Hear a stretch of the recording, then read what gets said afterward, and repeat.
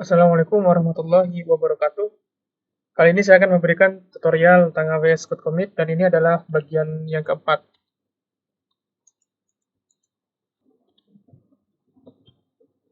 Bagian ini ada 4 tahap, yaitu tahap repository, branching, versioning, dan deployment. Pada bagian keempat ini, saya akan menjelaskan tentang versioning dan deploy, karena dari versioning nanti kita akan langsung deploy ke AWS EC2. Oke, di tahap yang sebelumnya, di tahap repository, kita sudah melakukan hal ini. Kemudian di tahap versioning ini kita akan melakukan 3 tahap, yaitu membuat satu repository untuk lingkungan pengembangan, kemudian deploy ke AWS EC2 untuk lingkungan dev, login akun QA, beri tahap manual approval, kemudian versi pada rilis di lingkungan produksi, dan kemudian rollback jika ada masalah. Oke, baik, kita langsung ke VS Code. Ini adalah tampilan VS Code. Di sini ada demo code pipeline, di mana code pipeline ini terdiri dari beberapa stages.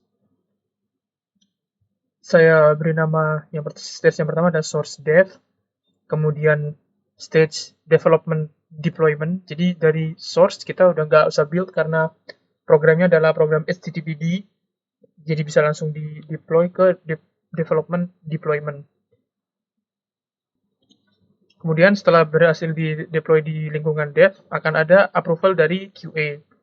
Kalau QA sudah approve dari perkembangan yang sudah dilakukan, lanjut deployment akan dilakukan ke lingkungan produksi atau di production development. Untuk itu saya butuh 2 EC2 yang dua-duanya memiliki security group seperti ini. Saya membuka port 22 untuk SSH dan port 80 untuk kita bisa akses nanti lewat browser. Kemudian di sini ada 2 EC2, yaitu EC2 dev dan EC2 prod. Spesifikasinya sama, dan ingat bahwa image ID ini itu bergantung pada region. Jadi saya kalau menggunakan region yang satu dan Anda menggunakan region yang lain, bisa jadi AMI ini tidak berlaku. Kemudian instance type-nya adalah T2 Nano dan demo key name-nya adalah demo key pair, yaitu kunci SSH, kunci privat yang sudah saya demokan sebelumnya. Saya memberikan beberapa teks, kemudian di sini ada user data. Nah, user data ini akan dieksekusi ketika EC2 sudah up. Yaitu yang pertama saya sudah update dulu, install Ruby, install Wiget, kemudian dapatkan ini. Ini adalah code deploy agent, install code deploy agent, kemudian dicoba apakah code deploy agentnya itu berhasil atau tidak. Kenapa kita ada code deploy agent? Karena tadi di code pipeline untuk stage baik untuk production deployment maupun untuk development deployment ini menggunakan code deploy. Saya tambahkan di sini code deploy IAM role supaya code deploy ini bisa melakukan hal-hal yang dibutuhkan dalam deployment. Dan di code deploy itu kita butuh dua ya, yaitu application dan deployment group. Ada dua deployment group, yaitu deployment group dev dan deployment group prod. Isinya sama, cuma teksnya aja yang berbeda. Kalau ini dia itu akan mencari EC2 dengan teks development. Kalau misalkan production, dia akan mencari EC2 dengan teks production. Nah, sama tadi di EC2 saya juga memberikan teks ini ya, key-nya environment, value-nya production. Nah, ini nanti yang akan dicari oleh deployment group prod. Kita lihat berkas yang lain sebelum kita buat. Ya, tampaknya sudah lengkap. Mari kita coba deploy CloudFormation stack kita ke AWS. Oke, saya menggunakan CMD, tapi jika Anda lebih nyaman menggunakan CloudFormation console, ya silahkan.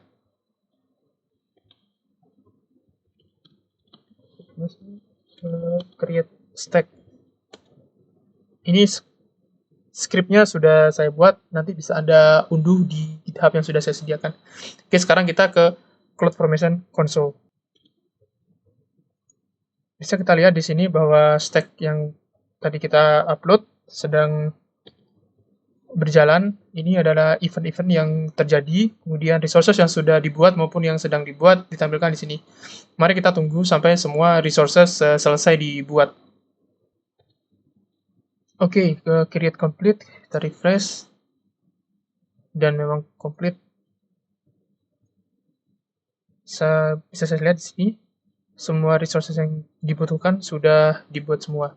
Mari kita periksa beberapa resource yang penting, misalkan code pipeline.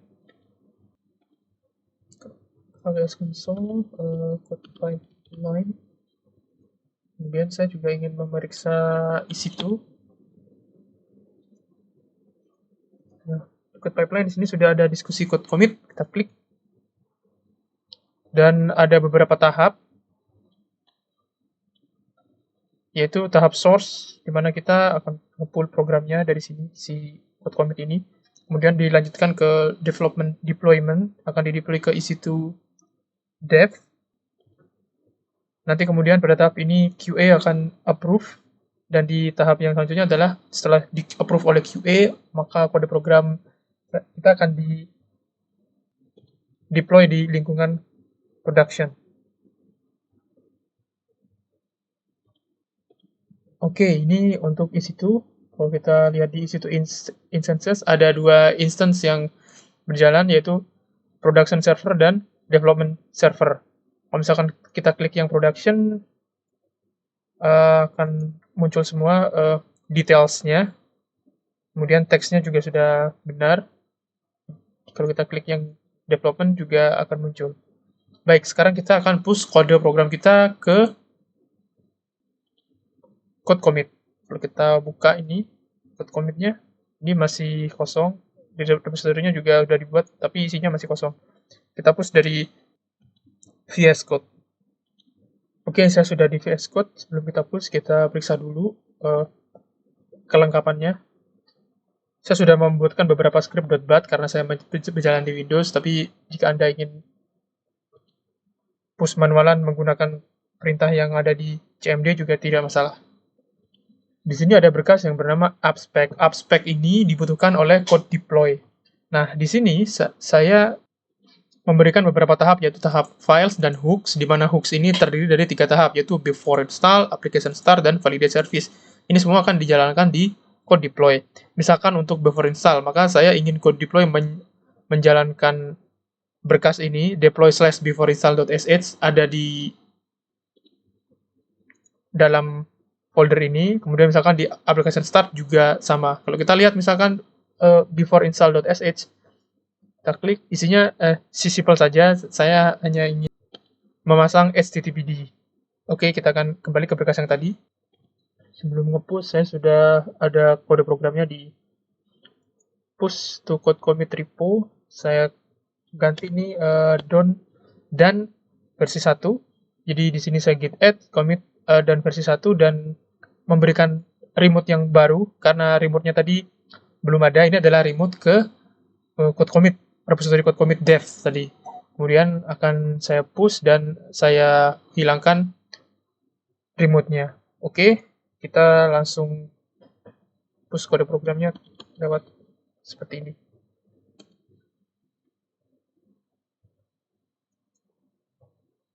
Ya, dari sini saya lihat tidak ada error. Mari kita lihat di code commit apakah kode programnya sudah benar-benar masuk atau belum. Saya sudah ada di code commit. Coba kembali ke repositories, kemudian diklik lagi. Nah, kode programnya alhamdulillah sudah masuk. Sekarang saya periksa di code pipeline. Source dev sudah berjalan dan versi 1 sudah sukses. Kemudian sekarang tengah berlangsung development deployment. Jadi ini akan dideploy di environment dev. Kalau misalkan kita klik details untuk masuk ke code deploy di view events, nah di sini akan ada beberapa events, yaitu application stop, download bundle, before install, install, after install, application start, dan validate service, dan semuanya alhamdulillah sudah sukses semua. Sekarang mari kita lihat di EC2-nya, EC2 yang dev ya. Nah, ini adalah EC2 untuk development server. Nah, kita copy ini ke sini. Jangan lupa ini ditambahkan HTTP karena ini bukan HTTPS. Nah, program versi 3 berhasil. Ini harusnya program versi 1 ya. Cuman karena tadi saya lupa mengganti program versi 3 ini, mari kita ganti sekarang dan kita redeploy ulang karena saya lupa. Saya kembali ke VS Code, ada di sini. Nah, program V3 ini akan saya ganti V1 dan kita deploy ulang dengan seperti ini. Ya, sudah berhasil di deploy ulang. Sekarang mari kita kembali ke code pipeline lagi, apakah menangkap perubahan ini atau tidak. Saya di code pipeline dan source dev barusan saja menerima perubahan kode program, sedang diproses. Dan sudah diproses, sekarang deployment akan diproses lagi.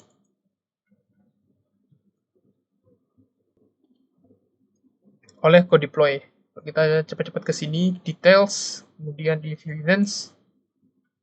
Sudah sukses semua. Kalau kita reload ini,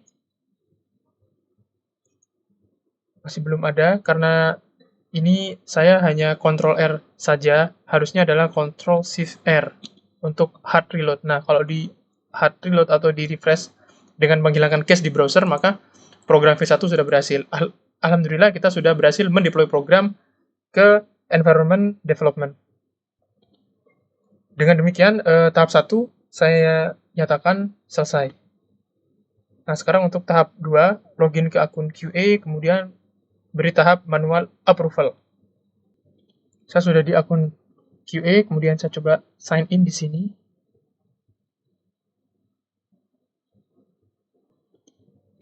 Alhamdulillah berhasil. Perhatikan di pojok kanan atas ini sudah akun QA. Kita sekarang ke code pipeline. Di sini ada pipeline yang sudah kita buat, diskusi code commit, klik.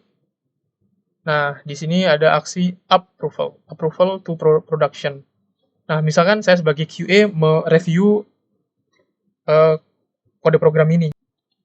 Bagaimana cara mereviewnya? Nah, dari yang tadi yang sudah dideploy di browser. Dari yang ini maksud saya. Jadi saya sebagai QA melihat, oh iya benar program V1 ini sudah berhasil, maka saya akan approve versi 1 ini ke production. Oke, saya klik review, kemudian oke, sip. Nah, kemudian saya sebagai QA akan mengapprove ini. Nah, setelah di-approve, maka kode program kita akan dibawa ke lingkungan production. Kita tunggu. Ya, ini sedang di-deploy di production. Kita lihat details-nya. Ya, QA tidak bisa melihat details di events akun production. Di details isi to production maksud saya karena QA tidak memiliki izin untuk melihatnya sebagaimana yang terpampang di sini. Ini juga harus di-enable dulu lewat IAM role atau IAM policy. Nah, si QA hanya tahu saja ini, oh ya sudah ini lingkungan production sudah berhasil. Sekarang mari kita coba di browser. Saya kembali ke EC2, kemudian pilih production server, kemudian buka public IPv4 DNS address-nya, open address. Ya agak lama loadingnya karena memang dia ini ngeload HTTPS. Nah, kalau misalkan saya hapus S-nya, tekan enter, nah program V3 berhasil. Kenapa ini program V3 bukan V1? Karena tadi kita merubahnya yang V3 menjadi V1 itu setelah programnya masuk ke approval QA yang sebelumnya. Jadi ini adalah deployment versi program yang masih salah. Kalau misalkan kita kembali ke code pipeline, kemudian kita lihat lagi bahwa akun QA-nya, action QA-nya sudah di-approve. Coba kita hard refresh. Nah, maka akan menjadi V1. Jadi setiap ada perubahan di CD, ini akan diteruskan dulu ke QA. Kalau misalkan si QA belum mengapprove, kemudian ada perubahan lagi yang di sini yang butuh approval QA, maka tetap perubahan yang sebelumnya itu kalau misalkan di-approve oleh QA, dia akan tetap ke deploy ke production, kemudian yang datang setelahnya juga akan langsung butuh approval dari QA. Kalau seperti itu, alangkah baiknya kalau misalkan ada cacat di produksi, QA tidak mau approve, mending di reject saja. Nah, saya tadi kebetulan saya approve semua untuk memberikan pandangan bahwa semua yang masuk dan butuh approval QA itu tetap butuh di approve semuanya. Jadi tidak yang paling baru saja. Itu maksud saya. Alhamdulillah, dengan demikian tahap 2 saya nyatakan selesai. Kita lanjut. Kemudian kita lanjut ke tahap selanjutnya, yaitu ilustrasi tagging dan versioning. Misalkan QA bilang, hey, versi ini lulus evaluasi, silakan lanjut ke lingkungan produksi ya. Kemudian DevOps bilang oke. Okay. Nah, setelah DevOps bilang oke, okay, maka alangkah baiknya kalau misalkan kita memberi versi untuk deployment yang sudah kita lakukan sebelumnya. Biar ketahuan, oh yang ini yang di production versi 1, oh yang ini adalah versi 2 gitu. Seperti proses rilis perangkat lunak pada umumnya. Oke, kita akan ke VS Code. Di VS Code ini saya sudah membuat beberapa script, yaitu git push tag untuk nge-push tag-nya. Yang kita butuhkan adalah nama versinya dan commit ID yang akan kita push. Dari mana kita mendapatkan commit ID ini? Dari code pipeline. Kembali ke code pipeline, kemudian klik yang ini. Nah, kita copy commit ID ini ke VS Code yang tadi. Ini saya paste di sini. Saya paste di sini. Nah, kita buka terminal dan kita push untuk V1 ini teksnya. Git push tag. Ya, bisa saya lihat bahwa di sini tidak ada error dan kita akan membuktikan ke code commit. Di code commit di git text, nah kita sudah ada versi 1.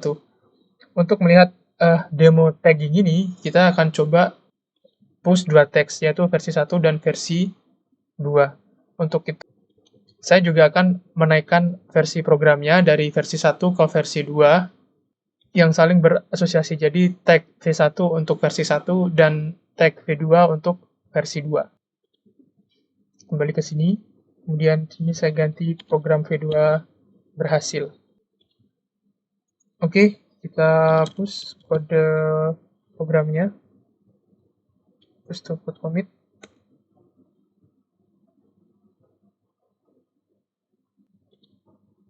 Kita ke code pipeline.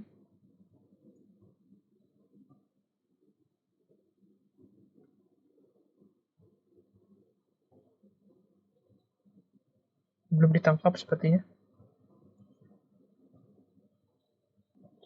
Baik, saya sudah push kode programnya untuk yang versi 2, yaitu di source dev ini, dan V2 udah selesai, di deployment V2 juga udah selesai, approval QA juga sudah saya lakukan, dan V2 dan production development juga sudah dan V2. Sekarang mari kita coba di browser.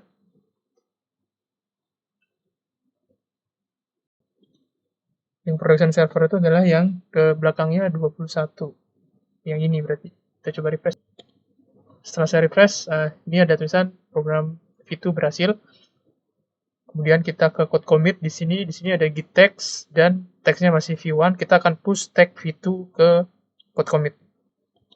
Ke VS Code, kemudian git push tag-nya kita ganti jadi V2, ini juga menjadi V2 dan kita butuh commit ID-nya dari code commit.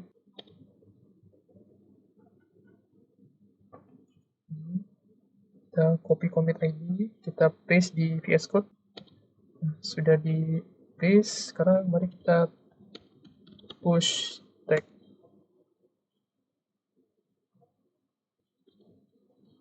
Yang saya push di sini, alhamdulillah tidak ada error. Tag V2 sudah bisa di push. Sekarang kita lihat lagi di git commit ya. Di AWS Code Commit maksud saya. Di sini ke git text dan kita lihat di sini sudah ada 2 tag ya, tag V1 dan V2. Alhamdulillah. Baik, demikian untuk ilustrasi tagging. Berarti untuk tahap yang kedua saya nyatakan selesai. Sekarang kita akan ke tahap ketiga. Berikan versi rilis pada lingkungan production sudah kita berikan sebelumnya di tahap yang kedua. Kemudian rollback jika ada masalah. Nah, kita akan lebih dalam di rollback.